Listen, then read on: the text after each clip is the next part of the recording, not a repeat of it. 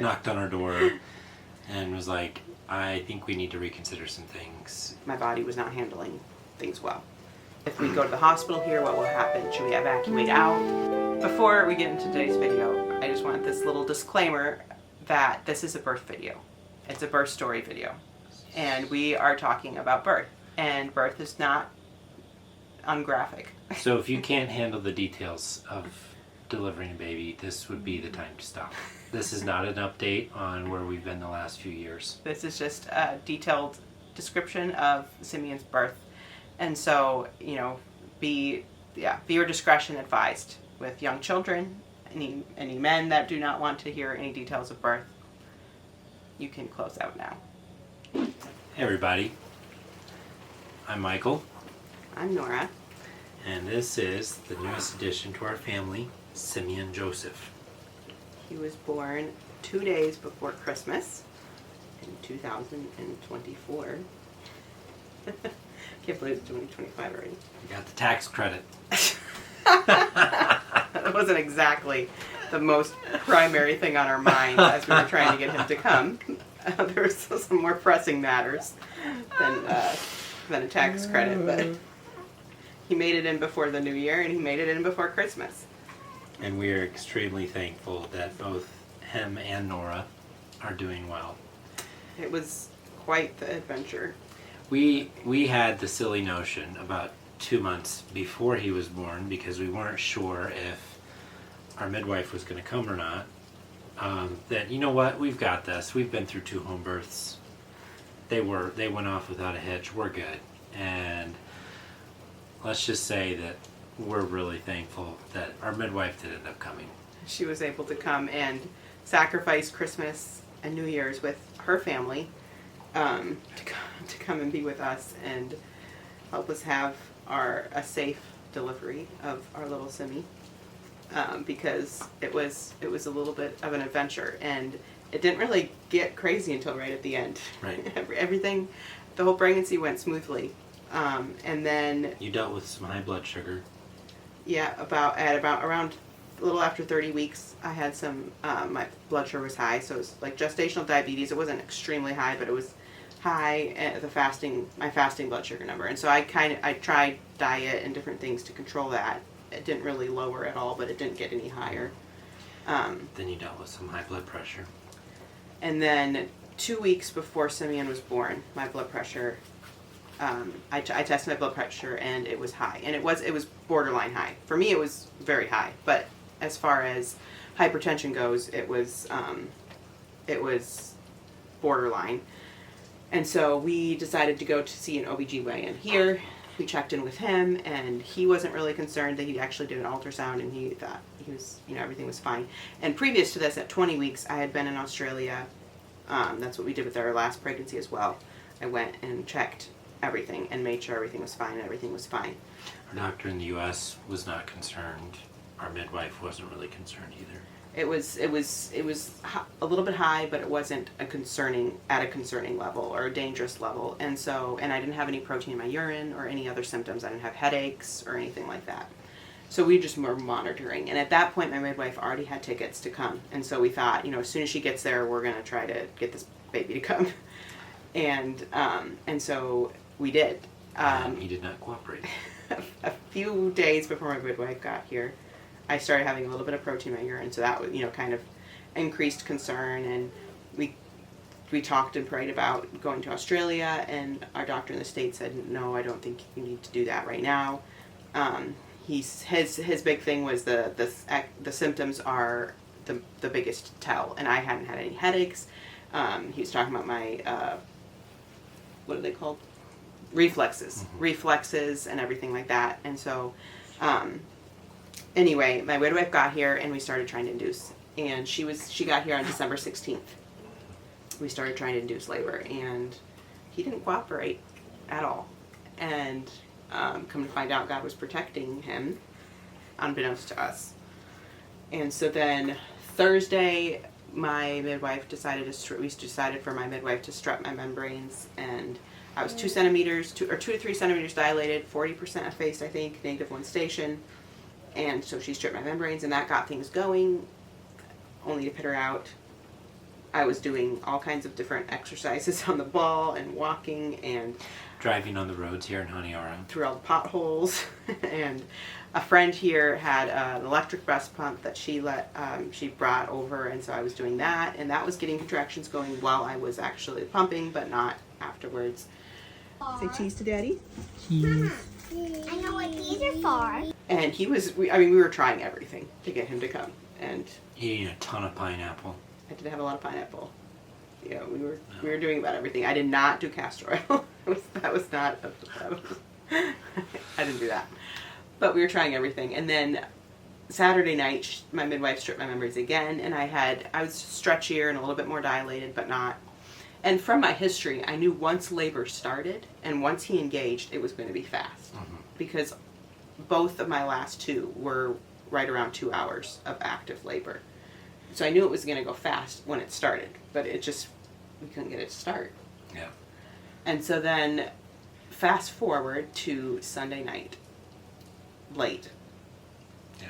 Is when everything really. Well, we had tried. Nora had tried more that afternoon, and then we had decided. And Saturday night I stayed up all night. Yeah. Trying, and I was exhausted on Sunday morning, and so I just slept on Sunday morning, and then I had I messaged my doctor and gave him an update, and he said, maybe you should just rest and give your body time to rest. So Sunday night, we were trying to decide if we were going to try to induce labor again. My body seems to go into labor better at night. It's all of our babies have been born, but like our last two home births were born right around midnight, and so we had talked about it, and we had kind of decided, no, we're just tired. Let's just go to bed. And I took my blood pressure, and it had jumped. And I think at that point it was right around like 150. It was 150 over 95 or something around there. And so I messaged my midwife and told her, hey, it's much higher. And so I said, but maybe there's something off with the cuff that I was using. I was just using an electric cuff. And so I laid on my left side, drank water for a while, and I took it again. And it was like 160 over 100. And at that point, you're thinking, okay, this is not, something's changed, and my body's not doing well. And so I messaged my midwife, excuse me. Who was sleeping in the bottom of our house. But we were thinking, okay, let's just get some rest, and then we'll see what we can do in the morning. At that point, is kind of what our thought was. And we were getting ready to go to sleep when our midwife showed up. Yeah. Knocked on our door and was like, I think we need to reconsider some things and possibly really get you to the hospital or evacuated or whatever. Like we needed to talk about stuff. So at that point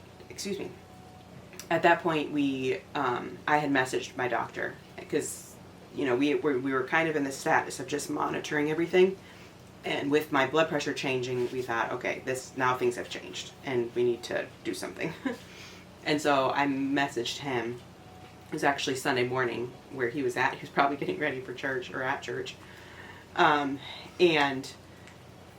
we were able to video call with him, which was, it's just really amazing. Actually, a really neat part of this is my midwife and him actually had a relationship, because she was working at a birth center in South Carolina, and that birth center used him as their doctor, like advisory doctor or whatever. So they already had, they knew each other, and so that was kind of neat as well. But anyway, so we videoed my doctor, and he watched my midwife check my reflexes, and he wasn't happy with them. He said they were brisk, or a little brisk, which was a sign that my body was not handling things well. So that was kind of a mark of change and just the whole thing of his birth. So he suggested that we go ahead and break her water and see what happens. And there was, we talked about it. We kind of talked about, okay, what, if we go to the hospital here, what will happen? Should we evacuate out? At that point it was after midnight, and I think it was like around 12:30 in the morning. And so we thought, okay, if we go to the hospital, they're going to want to either induce me, and I'll be in the labor ward, and Michael's not even able to be there, or my midwife. I'll just be, by myself with all these other moms laboring, or, then we'll just go there and wait for an evacuation, and they're not going to be able to evacuate me till the morning anyway, and then I'm going to have to get evacuated, and my symptoms are only going to get worse at this point. They're not going to get better. And so, thankfully, my doctor has been on a lot of journeys with us in the last few years. He knows Nora and I well. And he knows the situation with the hospital here. He's, we've dealt with different things, other things before, and so he was knowledgeable with the advice, I guess, that he was giving. And his advice was just for my midwife to break my water and do everything we can to get the baby to be born by morning. And then if he wasn't born by morning, then we would go forward probably with an evacuation to Australia. And so that was kind of the conversation. And it was very nerve-wracking. How was that conversation for you? I don't know. I don't feel like I look back now and I don't feel like I was that worried about it. I feel like I had in my mind, once your water breaks, the baby's going to come. Because that's how it's always happened. Like, once your water is always broke. At that point, had you Googled preeclampsia? No. Because when did I when did I tell you to Google? Someone at some point had told me not to Google preeclampsia. But at some point I told you maybe you should just look it up. Yeah. And was it after that? And I may I think it was that night. I may have, and I remember looking like, that's pretty serious. But I think my main thing was I want to do whatever possible to keep you out of the hospital, and I don't want you having to deliver this baby alone, and I want to be there, and so that was my main goal, and trying to have a natural birth too. I think leading up to birth and the months and the weeks leading up, I really like a couple months out from birth, I really started struggling with fear around the birth and anxiety. And that was kind of a new thing for me. I had not had that. You kind of had this doom. I had an impending doom.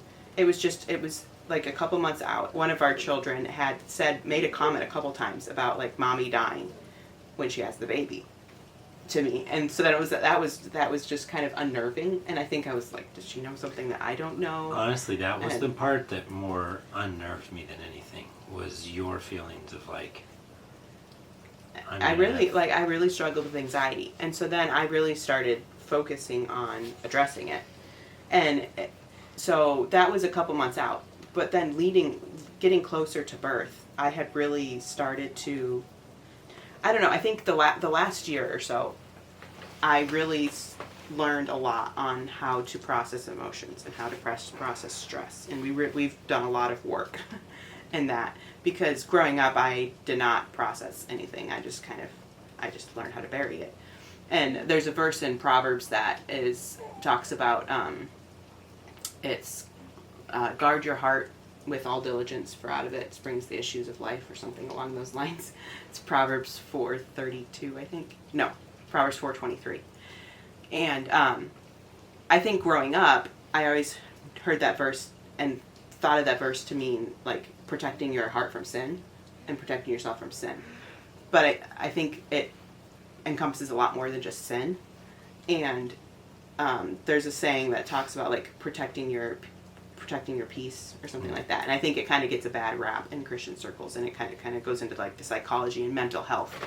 But I think that verse does encompass that idea of, and you think of Philippians 4 where it talks about think on these things, whatsoever things are pure, whatsoever things, and dealing with anxiety and stress and worries and everything like that. And so just leading up the last couple weeks going into birth, I really started to kind of withdraw and started really protecting my mental and emotional space. Why are you laughing like that? Well, I learned very quickly that there's just some things you don't want to talk about. Yeah, like for instance, politics was off the table. I did not have any desire to talk or hear or learn anything. And in like the current world we live in, you hear about everything. Like for instance, I was just scrolling on social media one day, and then a story pops up of a mom that died in childbirth, and I would never have heard that, ever. I didn't know her from anyone. I didn't have any connection to her at all, and I would never have heard her story at all if it weren't for social media, and so just, we're too informed. That's become my big thing. And so anyway, going into birth, I had really gotten to a point where I was really learning how to stay calm and to really be, I don't know the right word, I guess, to use there, but just to have my emotions and my stress regulated. And I was, not scrolling on my phone. And then when I picked up my phone, and like when I was through that whole week of prodromal labor, I was, reading the Bible instead. And we had candles going, and I learned what music was the best for me to stay in this place of calm and just We shut off this light. We shut off the bright light, and Michael put twinkle lights up for me. I had some verses printed out that I was hanging up. You had battery candles right here. And we would diffuse oil, and the music was just soft hymns playing. It was quite the vibe in here. It was so calming in here. I'd walk in here and I'd be like, I'm ready for a nap. It was really peaceful. It was just a very peaceful haven. And so... And the kids could come in, and I feel like the kids adapted really well to it as well. When they came in the door, it was like all the stress of everything that's going on out there, just leave it out there. We're quiet, and we're calm, and we're peaceful in here. And so leading up to birth, like even the Saturday night where I labored all night long, it was so calm. I had the music and the oil and the lights and everything, and it was just, I really enjoyed that. And I was singing with some of the songs, and there's a whole lot that goes into that. Maybe I'll make a whole other video, because I could talk for a long time about what you did, about everything that really helped. But the point of that is, then we had this phone call, and that fear was just springing up because I had researched preeclampsia and read a lot about it, and I knew the risks involved with having a baby and delivery, and I knew that there were some really significant risks involved, and those were all kind of flooding my brain, and my heart rate was up, and I was stressed. And so we got off the call, we talked with our midwife, and we just kind of had like a meeting, like, okay, what are we going to do? Because at that point, through all of this, she was just amazing, amazing, and she's very calming too. Probably her being so calm is what made me not worry as much as I did. Yeah. Because I'm looking at her, and when I'm with a person who's experienced in a certain field, if they're not panicked, I'm not panicked. I'm like, okay, I mean, we're along for the ride. If she'd have been panicked, I would have probably started panicking quite a bit. Right. And I think that helped to go, like, part of leading into the birth, I stopped researching the symptoms, and I stopped researching preeclampsia, and I stopped doing any of that, and I just decided, you know what, God has given me these experts, with my doctor, my midwife, and I'm just going to rely on their expertise and trust that God is going to give them the wisdom to give us the right advice. And so anyway, after the call, we talked with our midwife, and we decided, okay, what are we going to do? And we decided to go ahead, okay, we're going to go ahead and break the water. And at that point, I was really, my heart was worked up with with that call and the weight of the decision and trying to decide, what to do. And we didn't want to make a decision out of fear. I remember my midwife and I specifically talking about that. We're not going to make a decision out of fear, but we want to make a knowledgeable and a wise decision that's led by the Holy Spirit. And so then I had asked her, I asked her if it was okay for me to do the pumping and have like 30 minutes of doing the pumping on the ball and get my calm restored. And so, because we had the light on and everything, and it was and so Michael helped get everything set up with the lights and the music and the oil, and I pumped for 30 minutes. And that was exactly what I needed to just get back to that place of calm again. Yeah. And so I did that, and then my midwife Ruth said, we probably should go ahead and break your water, because at that point it was already, I think when she broke my water it was 2 a.m. And so we wanted to get plenty of time for the labor to be able to work. I think that was one area where I started to be like, like this might not be as easy as the other ones. Because we had never done that before. Well, where she took a long time to break your water. like it was the longest that anyone's ever taken to break your water with any of our children. Oh, right. Well, because she didn't have the normal tool that they Right. use to break the water, so But she then- had to use that. Yeah. But then when she broke your water, I came around and saw it, and I was like, oh, that looks. It was pink. It was pink, and so I'm like, I don't remember ever seeing that, and so I became really concerned about that, and then she just kind of said, oh, it's. She said It's fine. It's fine. Yeah. It's not completely out of. When she broke out my of- water, the big thing I noticed, because I couldn't see it, was just how much water there was, which there was. My midwife said there was a ton of water. But one of the biggest, there was a few moments where God's hand was clearly protecting, and one of the biggest probably was in that moment, because when she broke my water, she felt his umbilical cord, and it was a partial cord prolapse, which meant that the cord was down by the side of his head.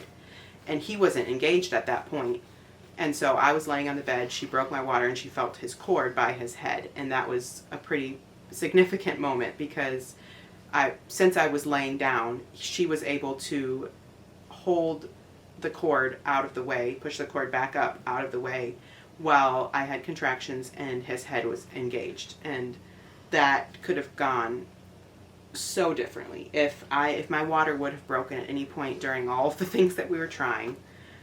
If my water broke when I was upright, things could have gone very different. Just how the Lord lined all of that up. And we, under normal circumstances, if my blood pressure was normal, we never would have considered, breaking my water to start labor. I just never would have done that. Mm-hmm. And so for her to, for my blood pressure to have skyrocketed or gone way up, and for her to break my water, she was able to monitor his heart rate and keep the cord out of the way so that he was able to come down and engage without compressing the cord and stopping his heart. And so at that was the water breaking, and she broke my water at 2 a.m, and he was born at 3:27 in the morning. So an hour and a half from the time that she broke my water till the time that he was out. Yeah. And things picked up pretty fast. I mean, in your labor, I feel like after she broke your water, your labor was fairly normal. Yeah, it got. But I mean, just it got intense pretty normal fast. compared to all of your other, like it was. It was about. It kind of flowed about the same. I will say though that my labor, this was the first labor that I actually was able to stay calm the whole time. Mm-hmm. I feel like this labor you were the best mentally.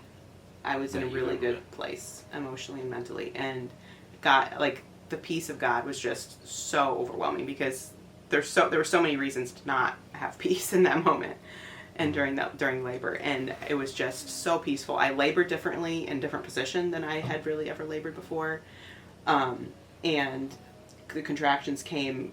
They picked up really fast, and I think I went like from the toilet to like kneeling over the wall a couple times, and then transition hit, and I knew it was transition because the contractions were not stopping at all. They just like they were long, and normally during transition is when I kind of get disoriented and I lose it and I freak out. I have a little bit of freak out during transition, and this time I did not have that, and my body just started pushing. And I was kind of shocked, because honestly, when the contractions were coming really strong and really close, labor is a mind game. It is so much of a mind game, because you don't know how long it's going to be, and so you're trying to stay in the moment. I just need to deal with this contraction right now. But part of your brain is thinking, how long is this going to be? How much further is this? And I wanted to prepare myself that maybe this, maybe I have a long ways to go, because it just went so fast. I was saying, there's no way I can already, this is already transition. But anyway, my body started pushing, and I barely made it to the bed. Barely made it to the bed, because once I remember that with Corbin too. My body started pushing, and they were like trying to get me to the bed, and I was like, how am I supposed to walk? Our 3 older kids all said that they wanted to be in the room. Yeah. And so we woke them up. One of them came into oh no, she actually walked in She had herself. come in during labor, yeah. Yeah, so one of them had woken up and just walked into our room and just crashed on the corner of our bed and was literally was there during the whole process. Was out and asleep and undisturbed through all of Nora's laboring. And then we woke up the other two that were wanting to be in. And anyway, our oldest three were all here. The one, Kezia, I'm going to say her name because Kezia was the one that was there for Lilius's birth. And Kezia, you could just tell that changed Kezia's life during. And she cut the cord. She cut Lily's the cord, and she's like, I am going to have all the babies. And she wanted to be a midwife and have all the babies. Right. And so when she cut the cord, then Corbin had some jealousy, and so Corbin really wanted to cut the cord. And he's been praying for a brother for years. And so this was his brother. Yeah, and he wanted to cut the cord. This was his baby, and he was very adamant. And from the very beginning, when we didn't know the gender, he was going to cut the cord. No, he knew. He's like, it's a boy. Oh yeah, that's true. It's going to be a boy. We're like, Corbin, you just don't know. He knew God. And he's like, no, it's a boy. I've prayed that the Lord will give me a boy. Yeah. Anyway, Kezia walked in, and she is like, Miss, I know what I'm doing here, and I've been here before. I'm a pro, and like we were looking through some of the pictures, and like we didn't even notice, but she had found one of our personal portable fans. I don't even know what it was. And no one asked her to, and she was like putting a fan on Nora's face. Yeah, I don't even remember which that.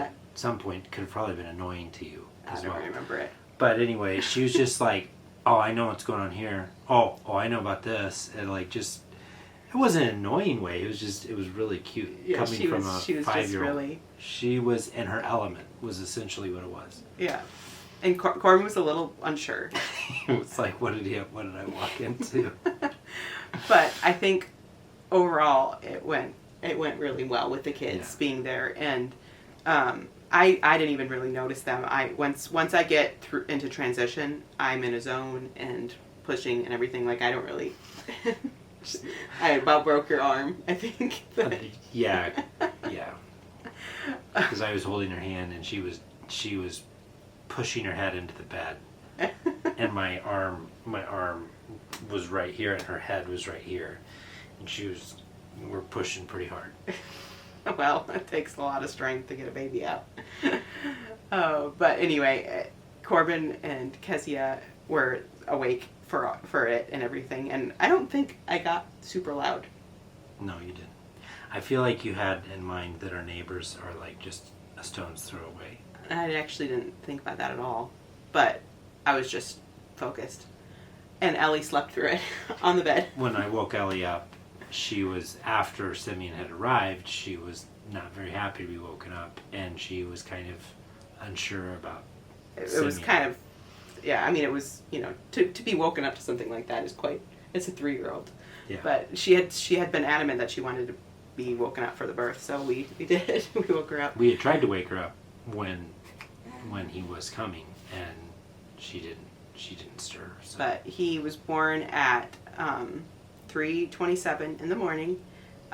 He did have the nuchal cord, which is the cord wrapped around his neck, but midwife was able to take that care of that, and he came out and did skin to skin right away, and his color wasn't super great. Like, he didn't cry. I think his APGAR score, I think it was like 7 at the first one. Then it went up, and he was fine. There's just such a moment of just euphoria after you have a baby. Like, they're out, they're here, it's over, I did it. But just so much relief. And I feel like especially this time, more than any of my other births, just with all of the stress and the pressure and everything leading up to him coming, there was just so much relief. At the same time, in the back of my mind, I'm thinking, the risk, I'm not out of risk yet. The risk's not over yet.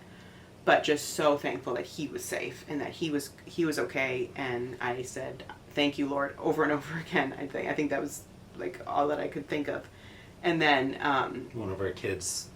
Yeah, Kezia said we need to pray, or we need to pray and thank God. And so then we prayed. Thank you so much, Lord,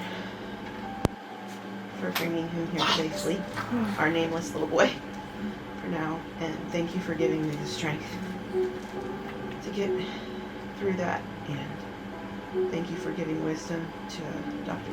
Ruth and Mommy and Daddy and just getting here safely without having to do anything crazy. Thank you for being so good to us. In Jesus' name, amen. Birth is just amazing. It was interesting having the kids in because I was like, Corbin was so unsure what was going on, and so I was like trying to, talk Corbin through it, and like, anyway, and then like Nora was like, "Hey, are you gonna come over here?" Yeah, because you were waking up Ellie, I think. Oh, too. that's what I was doing. And I was like, "Where's Michael?" I was doing like I hadn't been over to go over and really I had seen Simeon and everything. But anyway, she's like, "Hey, are you gonna come over?" And I was like, "Oh yeah." It just having the other kids. It maybe your mind was a little bit. Yeah, my mind was like, you were good at the point. The baby's fine. The baby's fine. Baby's out. And so I was trying to check on the kids too. Yeah. But then I was able to go over and see him, and his eyes were open right away too. He's just kind of like, "What is this place? What happened?" And so then I took plenty of time for skin to skin and everything was fine. There was, at that point I hadn't really bled at all, and then we cut the cord. Corbin cut the cord, and so he decided he was going to do it, and he stuck with it. He almost decided he didn't want to do it. He almost backed out. He was a little bit worried, and then when he cut the cord, there's a little tiny bit of blood, and that worried him. Hates blood. I was honestly surprised how well he did with the whole thing. Yeah. And I really tried to talk him through it, and we watched a lot of videos. Leading up to birth, that kids loved watching animal birth videos, and so we watched a lot of animal birth videos, which I definitely think helped prepare them. But anyway, so we cut the cord, and then the next thing was to get the placenta, and with the preeclampsia, one of the biggest concerns is bleeding and hemorrhaging, and so Michael took Simeon over here and with the kids, and had the kids all over here while the midwife and I were working on getting the placenta out. And shoot baby. And there's some blood on it. It's okay. Corbin, how do you feel about having a new brother? Happy on the wacky. Think about having a new baby brother. Good. Yeah? Are you excited? I'm excited for when he grows up. Yeah. Gotta get a baby. And that's when, after the placenta came out, that's when I started bleeding a lot, and it was a lot of blood. And I had sat there, and then you had asked, didn't you ask for me to bring Simeon back?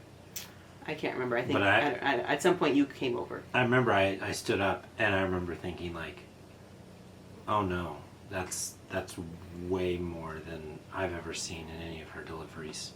It was a lot. I think at that point it was around 800 cc's, and it ended up being throughout the first several hours, and first 3 or 4 hours, ended up being 1,000. I think total it was about 1,000 cc's of blood, which normal vaginal delivery is 500. So it was considered a hemorrhage, and I didn't really feel bad at that point. Yeah, I think when I saw the blood, I was like, okay, that's a lot of blood. But then when I saw Nora, she hadn't lost color. She wasn't saying, I'm not feeling good or I'm feeling lightheaded. I was feeling fine. And our midwife was not at all freaking out. I don't know that I'd ever. I think I'd be completely shocked to see her freak out. She is such a calming presence, which is a huge blessing with the midwife. Exactly, especially a midwife delivering in a mission field. So anyway, I feel like and she's seen a lot because she's delivered a lot of babies in a lot worse conditions than what we had. So yeah, but I saw all the blood and I was like, okay. But then I looked at Nora and I'm like, okay, she's not becoming pale. She's not white. But then after, I got to the bathroom, I showered, cleaned up and everything. And then when I got back to the bed afterwards, and our midwife was cleaning everything up and the kids had gone back to bed and everything, I started having some vision trouble. And that was a little bit scary. I couldn't focus. And I remember because I was trying to text, different pictures and text my family and everything. And which is kind of cool because when it's nighttime here, it's daytime there. Mm-hmm. So even though it was the middle of the night here, everyone and all our family were wide awake in the middle of their day. But I was having trouble focusing, and so that was nerve-wracking. But right away, my midwife had given me Pitocin and then an oral medication to try to help with the bleeding, and then she started fluids, because our doctor in the States had said, you need to give her fluids, and she made me this pancake. Nutritionally dense pancake. It was actually tasted pretty good. Although the one that she made me right after birth, when she was really trying to boost my blood levels, was a little herby tasting. It was a little grassy tasting because she put a lot of moringa powder in it. But it was that I ate that, and Which gave you some coconuts. Coconut water, and I got a couple liters of fluids, and honestly really felt good, felt great, and I was just so thankful to have him here safe, and that the bleeding had really slowed down at that point, and still considering the fact that I knew I wasn't out of the danger zone, but just I kept reminding myself, if I could trust God for the labor part, I can trust God now. If I say I trust God to bring him here safely, I trust him to keep me safe, and ultimately to know what's best. And if that means, to not keep me safe, then that's best as well. But, I feel like God's sovereignty is an amazing thing to rest in, knowing that regardless of the outcome, his hand is in it. It was just amazing to look back and see how all the events, God definitely ordered, and had us make the decision that we did when we did. Yeah. And we weren't making decisions in fear. We're like, okay, this is probably the next best thing to do.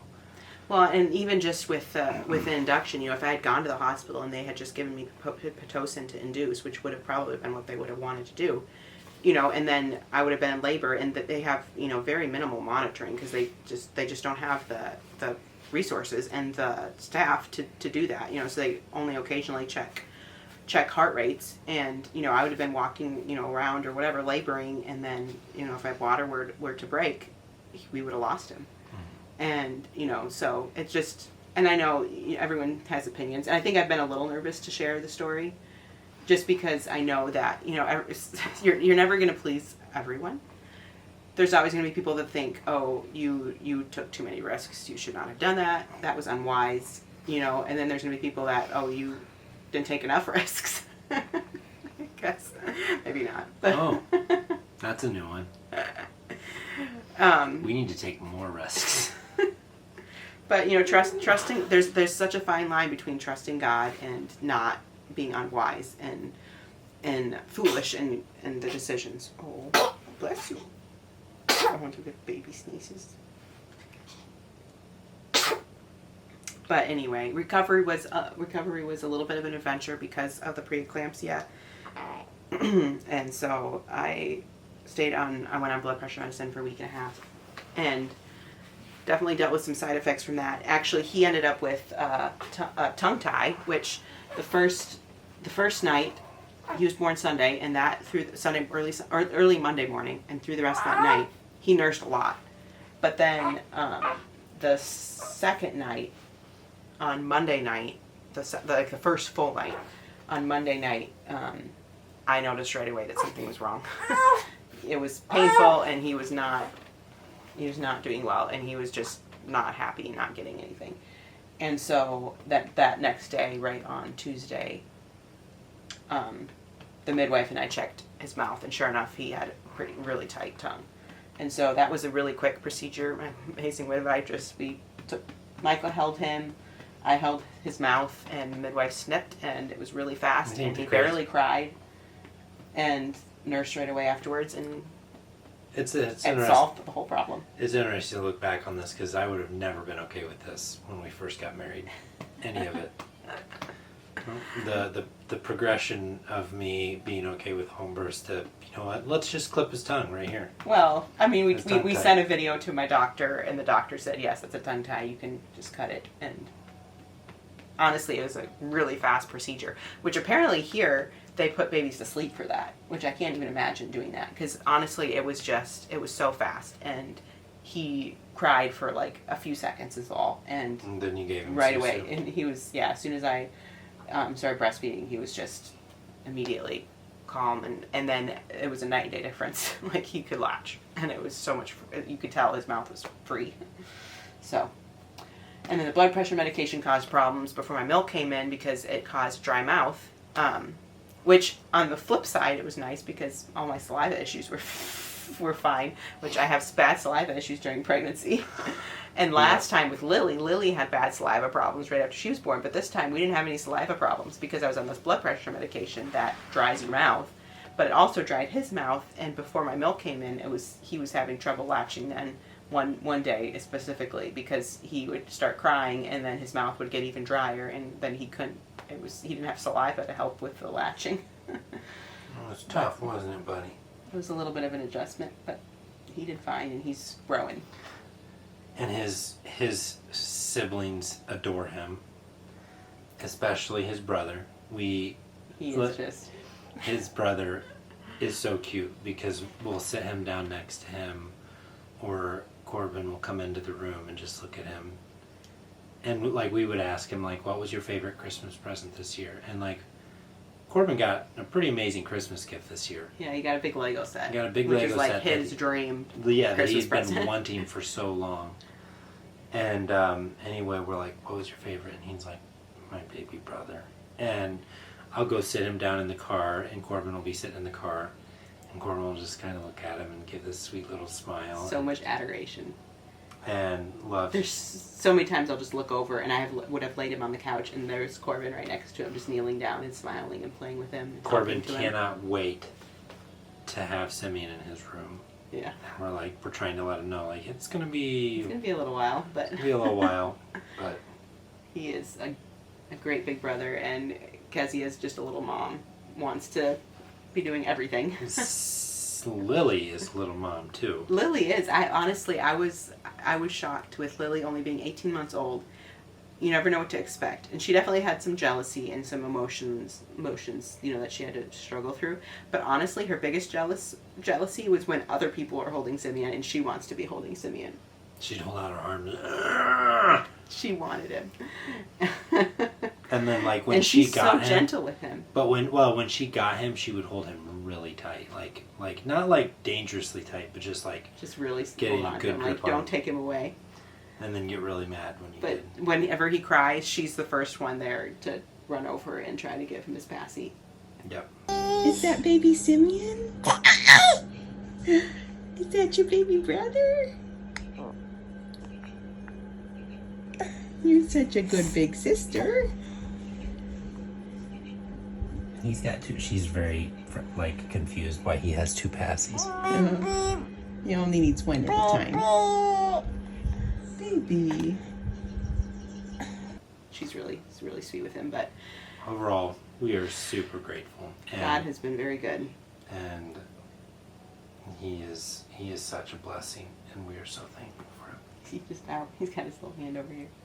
Sometimes I'll hold on to Daddy's beard. Yeah, he likes to grab my beard. He's not where it's hurting yet, but I'm sure I'll get there.